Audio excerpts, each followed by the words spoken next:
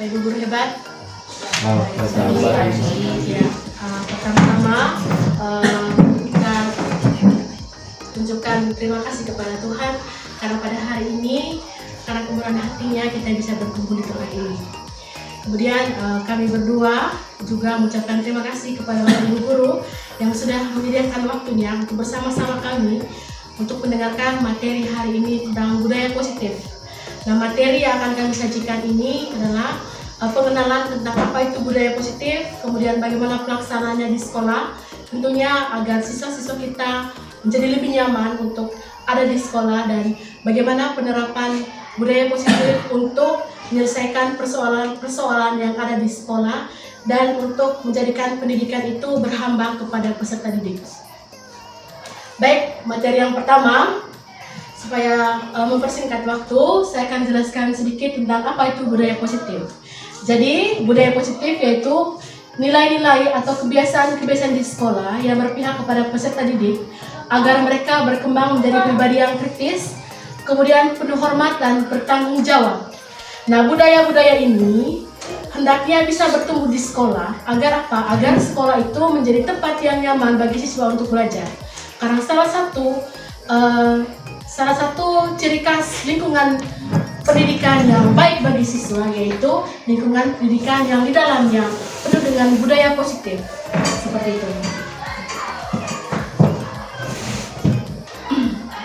Nah, kemudian perubahan paradigma untuk membangun budaya yang positif, sekolah perlu menyediakan lingkungan yang positif, aman dan nyaman agar murid-murid mampu berpikir, bertindak dan mencipta dengan merdeka, mandiri dan bertanggung jawab. Kemudian disiplin ini dikaitkan dengan kontrol. Dalam hal ini kontrol guru menghadapi murid. Jadi seperti ini Bapak Ibu guru, siswa kita itu punya posisi kontrolnya masing-masing. Misalnya, kita menyuruh mereka untuk membersihkan toilet. Ada siswa yang tidak mau, ada siswa yang mau. Karena apa? Karena mereka punya posisi kontrol terhadap dirinya. Mereka bisa saja bilang, saya tidak mau ikut Pak Guru ini atau Ibu Guru ini. Karena mereka yang mengontrol dirinya. Nah, tugas kita sebagai guru, yaitu bagaimana kita agar kita bisa membantu untuk mengontrol mereka ke arah-arah yang positif. Seperti itu. Jadi, posisi kontrol ini memang dipegang oleh siswa. Tetapi tugas kita guru, bagaimana agar kontrol ini juga dalam pengawasannya kita. Artinya kontrol ini menciptakan budaya-budaya positif. Misalnya, semulanya mereka itu maunya nakal, seperti itu. Jadi bagaimana kita mengontrol mereka dari nakal menjadi anak yang baik. Lalu, jadi guru seperti apakah kita agar kita bisa bukan mengubah, tapi menguatkan kodrat anak ini agar mereka menjadi pribadi yang lebih baik. Karena pada seperti yang Ki Hajar Dewantara sampaikan, kita semua sudah belajar itu di PNM bahwa kita itu tidak mengubah anak, tetapi kita menuntun anak agar mereka mencapai kodratnya, yaitu kodrat zaman dan kodrat alam. Kodrat alam berdasarkan ciri khasnya mereka. Kita tidak paksa mereka untuk menjadi seperti kita, tidak. Tetapi bagaimana kita menguatkan kodrat itu agar bertumbuh pada mereka. Sementara kodrat zaman, bagaimana siswa itu bisa melek teknologi sesuai dengan zamannya mereka.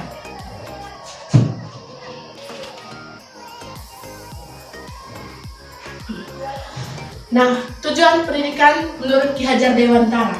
Dewantara mengatakan bahwa tujuan pendidikan itu adalah menuntun segala kodrat yang ada pada anak agar mereka dapat mencapai keselamatan dan kebahagiaan yang setinggi-tingginya, baik sebagai manusia maupun sebagai anggota masyarakat. Nah, di sini tugas pendidikan itu menuntun, bukan memaksa, bukan menuntut. Jadi kita tidak paksa mereka. Misalnya saya guru IPA, tidak harus paksa mereka untuk paham IPA yang tinggi-tinggi, tidak. Karena siswa itu ada yang mereka bisa memahami IPA, mereka bisa memahami mata pelajaran lain, seperti itu. Makanya kita di kelas, kita buat klasifikasi, supaya tidak ada sistem pemaksaan itu. Karena pada hakikatnya tujuan pendidikan yaitu menuntun segala kodrat pada anak. Kemudian, lanjutannya, oleh sebab itu, pendidik itu hanya dapat menuntut tumbuh dan hidupnya kekuatan kodrat yang ada pada anak, agar dapat memperbaiki lakunya, bukan dasarnya, dan tumbuhnya kekuatan kodrat anak. Seperti itu Bapak Ibu Guru. Jadi anak-anak ini ketika mereka hadir di dunia, mereka punya keunikannya masing-masing. Mereka punya punya keunikannya masing-masing. Jadi kita bukan lagi memaksa mereka untuk seperti kita, tetapi bagaimana kita menuntun agar mereka itu bertumbuh sesuai apa adanya mereka, bukan apa adanya kita. Seperti itu. Kemudian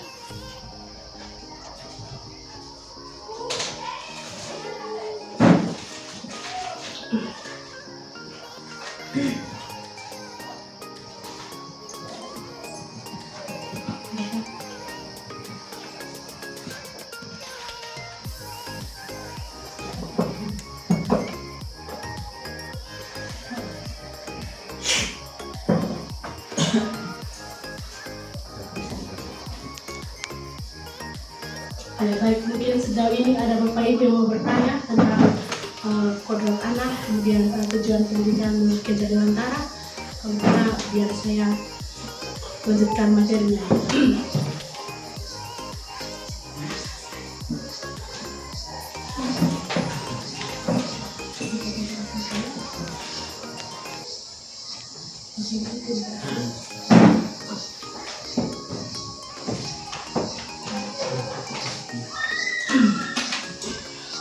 Ya, berikutnya saya akan bagikan materi tentang disiplin di sekolah. Nah, disiplin ini yaitu kemampuan untuk memerintahkan diri dalam mengontrol dan menguasai diri untuk memilih tindakan yang mengacu pada nilai-nilai yang kita hargai dengan penuh tanggung jawab tanpa perintah dari orang lain. Jadi disiplin ini menuntut adanya tanggung jawab dari diri sendiri. Seperti itu. Jadi di sekolah Bapak Ibu guru, kita seringkali memaksa siswa untuk disiplin. Misalnya disiplin ini berdasarkan keyakinan sekolah kita. Misalnya tepat waktu, mereka datang tepat waktu. Nah, bagaimana cara agar disiplin ini ada pada siswa? Kita tidak boleh memaksa. Sekali lagi saya katakan kita tidak memaksa. Tetapi kita harus menumbuhkan rasa tanggung jawab dari dirinya sendiri. Tanggung jawab secara intrinsik dari siswa itu sendiri. Atau bisa dikatakan kita harus menumbuhkan motivasi dari siswa itu sendiri agar mereka mau disiplin. Jadi kita tidak memaksa, tetapi bagaimana cara kita untuk bisa menumbuhkan motivasi intrinsik dari dalam dirinya siswa agar siswa itu menjadi pribadi yang disiplin. Nah, disiplin dalam hal ini yaitu kita menyepakati dan kita bertanggung jawab atas keyakinan sekolah. Nah, keyakinan sekolah seperti apa? Nah, keyakinan sekolah itu yaitu nilai-nilai kebajikan yang kita hargai bersama, yang kita sepakati bersama. Misalnya hormat dan santun, seperti itu. Kemudian bertakwa kepada Tuhan dan beriman. Itulah nilai-nilai kebajikan. Jadi siswa itu dituntun agar mereka mencapai nilai-nilai kebajikan itu. Begitu maksudnya Ki Hajar Dewantara. Seperti itu. Mungkin ada pertanyaan dari Bapak Ibu. Terima kasih kepada Ibu Novi yang telah membuka kegiatan ini. Selanjutnya saya akan menjelaskan tentang kebutuhan dasar manusia. Manusia itu memiliki beberapa kebutuhan dasar. Yang pertama, kebutuhan fisiologis. Kebutuhan fisiologis di sini yaitu kebutuhan untuk bertahan hidup, seperti makan, minum, ya. Jadi itu dikategorikan sebagai kebutuhan fisiologis. Di samping itu ada juga yang namanya kebutuhan psikologis, seperti kasih sayang, ya, kemudian kesenangan, ya, kebebasan dan penguasaan atau power. Jadi di sekolah kita, ya, ada anak yang misalnya membuat kegaduhan di dalam kelas, ya, selama kita melakukan proses pembelajaran. Nah, kita harus tahu mengapa anak ini melakukan hal seperti ini. Mungkin ada, ya, dari sekian kebutuhan itu yang belum terpenuhi, ya. Misalnya kasih sayang, ya. Bisa saja anak melakukan sesuatu yang istilahnya mengganggu proses pembelajaran itu sendiri di kelas, ya. Bisa saja itu terjadi karena ada dari kebutuhan dasar manusia itu yang tidak terpenuhi, misalnya kasih sayang, itu harus kita dekati, ya, secara psikologis, memberikan kasih sayang kepada anak-anak, ya. Kemudian kesenangan, yaitu yang disebut dengan fun, ya. Di sini tadi sudah dicoba dikaitkan. Ya. Ibu Ani, guru kelas 5 di SD Berita Hati, sedang bingung menghadapi ulang salah satu murid di kelasnya Agus, ya. Beberapa anak telah datang dan mengeluhkan Agus yang seringkali meminta bekal makan siang mereka dengan paksa. Jika Anda menghadapi situasi seperti Ibu Ani, apa yang akan Anda lakukan? Menurut Anda, kira-kira apa alasan Agus melakukan hal itu? Ya, coba kita lihat, baca dari awal itu tadi, ya. Ibu Ani, guru kelas 5 di SD Berita Hati, sedang bingung menghadapi ulang salah satu murid di kelasnya Agus. Beberapa anak telah datang dan mengeluhkan Agus yang seringkali meminta bekal makan siang mereka dengan paksa. Jika Anda menghadapi situasi seperti Ibu Ani, apa yang akan Anda lakukan? Menurut Anda, kira-kira apa alasan Agus melakukan hal itu? Coba kita analisis dari beberapa kebutuhan dasar manusia, ya. Jadi dari cerita ini mungkin ada kebutuhan yang belum terpenuhi, ya. Coba lanjutkan. Dalam konteks penerapan disiplin positif, Ibu Ani sebaiknya mencari tahu alasan Agus melakukan tindakan tersebut agar mengetahui kebutuhan mana yang sedang berusaha dipenuhi Agus. Dari sekian kebutuhan juga, ya, kebutuhan fisiologis, kebutuhan untuk bertahan hidup, kebutuhan psikologis seperti kasih sayang, kesenangan, ya, kebebasan dan kekuasaan, ya. Apabila jawaban Agus karena ia lapar dan orang tuanya tidak membawakannya bekal makan siang, kebutuhannya adalah kebutuhan bertahan hidup. Berarti ada, ya. Jadi ada salah satu dari sekian kebutuhan yang belum terpenuhi dalam cerita ini, berarti kebutuhan untuk bertahan hidup, ya, kebutuhan fisiologis. Kemudian kita lanjutkan. Apabila jawaban Agus karena ia senang temannya jadi memperhatikan dia, kebutuhannya adalah cinta dan kasih sayang, kebutuhan untuk diterima, ya. Ini termasuk kebutuhan psikologis, ya, dikategorikan sebagai kebutuhan psikologis. Kemudian yang ketiga, apabila jawaban Agus adalah dia merasa hebat karena temannya jadi takut dan menuruti keinginannya, kebutuhannya adalah penguasaan, ya, pengakuan atas kemampuan, ya. Yang berikut, apabila jawaban Agus karena dia merasa bosan dengan bekal yang dibawakan ibunya karena selalu membawakan bekal yang sama, kebutuhannya adalah kebebasan, ya, kebutuhan akan pilihan.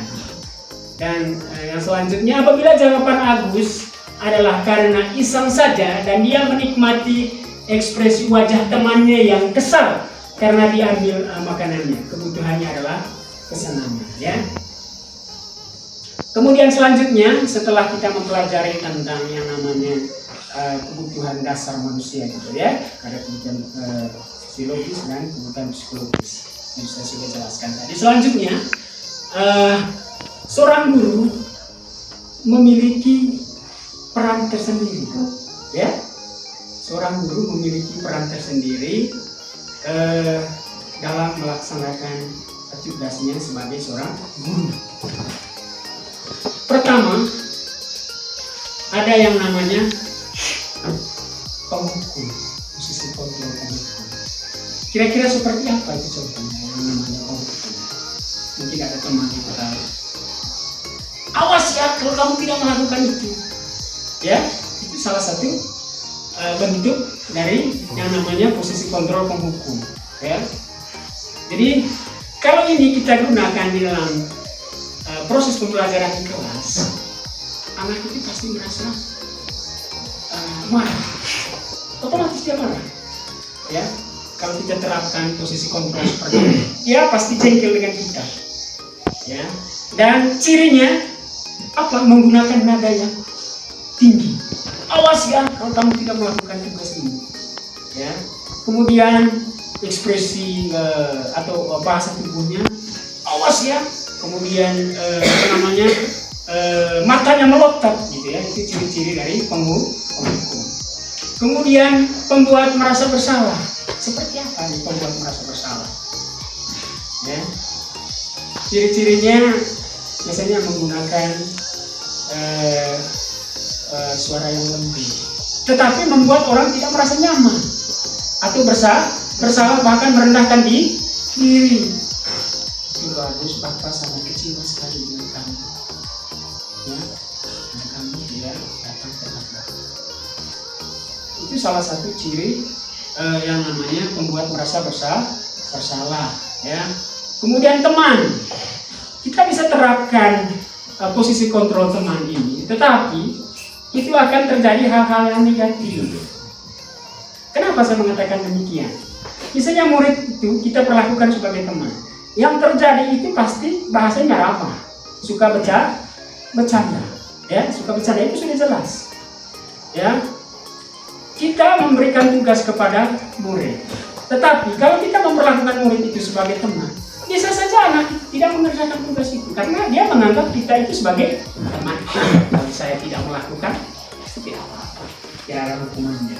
Nah, itu yang namanya posisi kontrol sebagai teman. Sedangkan posisi pemantau di sini artinya dia mengawasi, ya, mengawasi anak itu sendiri, apa yang dia lakukan. Jadi minimal seorang guru harus menerapkan posisi kontrol sebagai pemantau dan manajer. Ya, posisi manajer di sini maksudnya begini,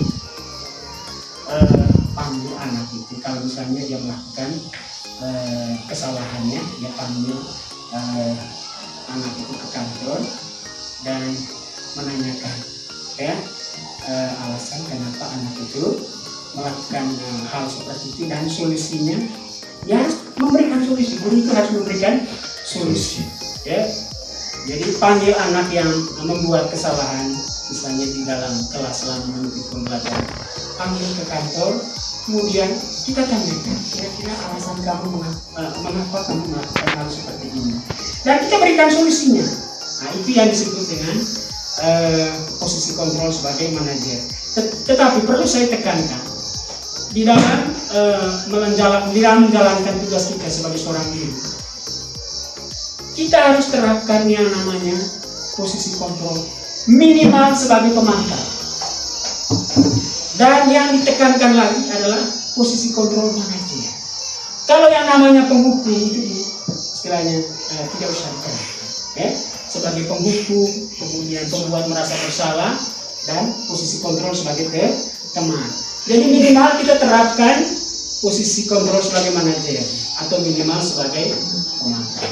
Ya, kita lanjutkan dengan keyakinan kelas. Apa itu keyakinan kelas?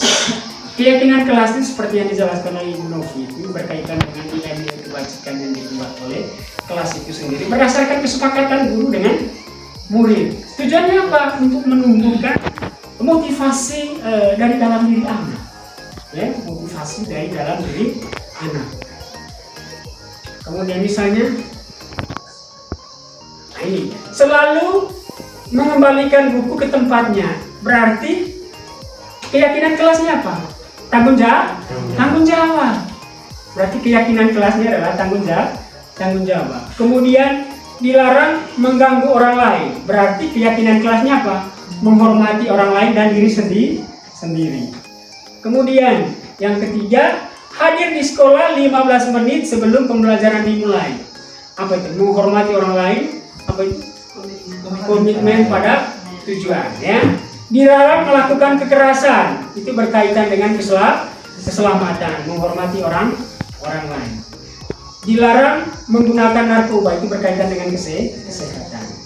Kemudian berhenti atau menunggu giliran, mengamati orang lain, ya, kesabaran. Gunakan masker, kesehatan atau keselamatan, apalagi selama musim pandemi, ya, orang selalu menggunakan masker. Berarti ini berkaitan dengan kesehatan. Kemudian jangan berlari di kelas atau koridor, keselamatan atau keamanan. Jadi Bapak Ibu, kita semua diharapkan untuk membuat keyakinan kelas itu sendiri. Jadi kita sendiri yang membuat keyakinan kelas itu, ya. Kemudian segitiga restitusi. Nah, segitiga restitusi ini salah satu cara yang kita gunakan untuk menyelesaikan suatu persoalan. Ya. Jadi ada yang namanya segitiga restitusi. Yang pertama itu alurnya menstabilkan identitas. Apa yang dilakukan dalam tahap menstabilkan identitas? Misalnya ada anak yang membuat kesalahan. Kita bisa katakan ya membuat kesalahan. Atau tidak ada manusia yang sempurna. Atau saya akan mencarikan solusi dari persoalan ini. Itu yang disebut dengan menstabilkan identitas. Kemudian yang kedua ada yang namanya validasi tindakan. Ya, validasi tindakan. Apa yang kita lakukan di dalam validasi tindakan ini? Di dalam validasi tindakan ini, kita akan menanyakan alasan kenapa anak itu melakukan kesalahan seperti itu. Ya. Jadi kita harus menanyakan alasan kenapa anak itu melakukan hal seperti itu. Itu yang disebut dengan validasi tindakan. Dan yang terakhir menanyakan keyakinan. Kita kan sudah buat keyakinan kelas. Misalnya pertama disiplin, ya. Disiplin, kemudian yang kedua tanggung jawab, kebersihan, gotong royong dan sebagainya. Misalnya ini contoh yang berkaitan dengan segitiga restitusi. Tahap yang terakhir kita akan tanyakan anak. Ya, misalnya ada anak yang melakukan kesalahan. Menurut kamu keyakinan kelas apa yang kamu sudah lakukan? Atau keyakinan kelas apa yang kamu yakin? Ya, misalnya ada anak yang terlambat datang ke sekolah. Berarti dia melanggar keyakinan kelas apa? Disiplin. Jadi kita tanyakan itu kepada anak yang melakukan kesalahan seperti datang terlambat ke sekolah. Ya. Kemudian tahapan segitiga restitusi itu tadi ya, menanyakan keyakinan, refleksi. Tahapan segitiga restitusi menanyakan keyakinan, apa yang kita percaya sebagai kelas atau keluarga itu juga bisa. Itu bagian dari menanyakan keyakinan. Kemudian apa nilai-nilai umum yang kita telah sepakati yang berkaitan dengan keyakinan kelas. Ya. Kemudian apa bayangan kita tentang kelas yang ideal. Ini juga berkaitan dengan menanyakan keyakinan. Kamu mau jadi orang yang seperti apa? Ini berkaitan dengan menanyakan keyakinan.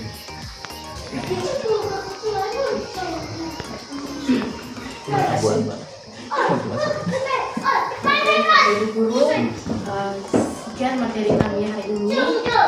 Semoga bermanfaat bagi Bapak Ibu guru. Sebelum menyelesaikan kegiatan ini, kami minta umpan balik dalam buku refleksi. Bapak Ibu guru silakan melengkapi kalimat umpan yang sudah kami sediakan. Nanti saya akan bagikan sticky notes. Bapak Ibu guru silakan melengkapi sticky notes yang akan kami bagikan. Terima kasih untuk partisipasi dan perhatian dari Bapak Ibu guru. Semoga sekolah kita bisa menjadi sekolah yang bisa menumbuhkan budaya positif agar siswa kita dan kita sebagai guru lebih nyaman untuk berada di sekolah dan menciptakan ekosistem sekolah yang lebih menambah kepada siswa. Baik, saya dan Pak Faz ucapkan terima kasih dan mohon maaf untuk apabila ada kata-kata yang salah dan bingung mereka. Terima kasih.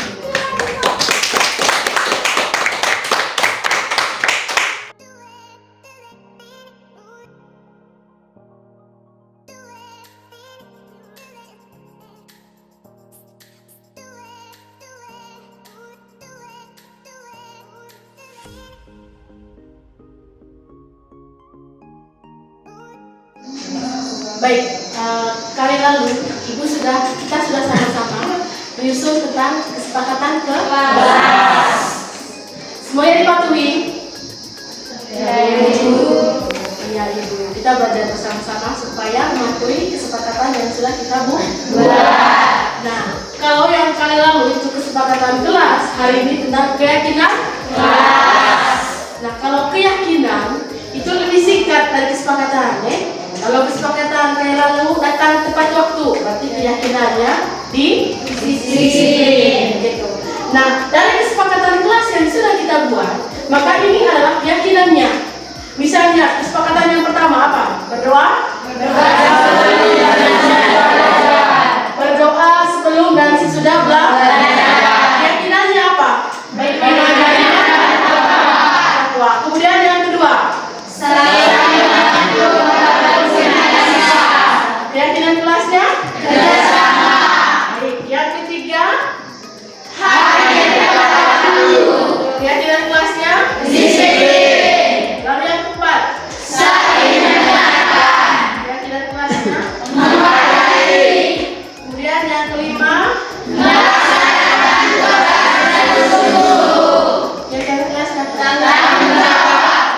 Lalu yang terakhir,